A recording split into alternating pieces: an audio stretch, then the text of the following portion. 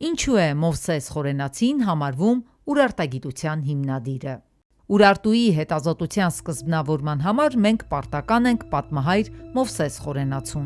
Իր հռչակավոր հայոց պատմություն աշխատության մեջ Խորենացին հիշատակում է ասորեստանյան կիսա առասպելական թագուհի Շամիրամին։ Պատմահայրը հաղորդում է Շամիրամի կողմից Վան քաղաքի կառուցման մասին։ Խորենացին հիշատակում է, որ Շամիրամը հարթեցրել է Վանի ժայռերը և վրան անհասկանալի գրեր արել, ինչպիսիք կան նաև Հայաստանի այլ վայրերում։ Ահա այս տեղեկությունը շատ հետաքրքիր է։ Եվրոպացի հետազոտողներին և 1827 թվականին ֆրանսիական Այսիական ընկերությունը Վանի տարածաշրջան է գործուղում երիտասարդ հետազոտող Ֆրիդրիխ Շուլցին։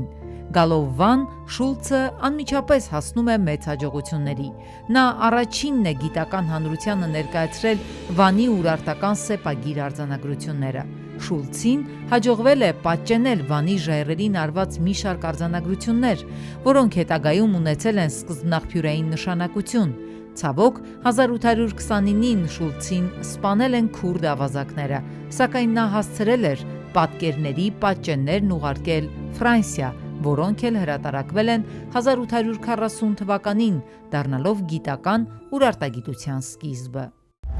Նախագծի գլխավոր գործընկեր Ագբա բանկ։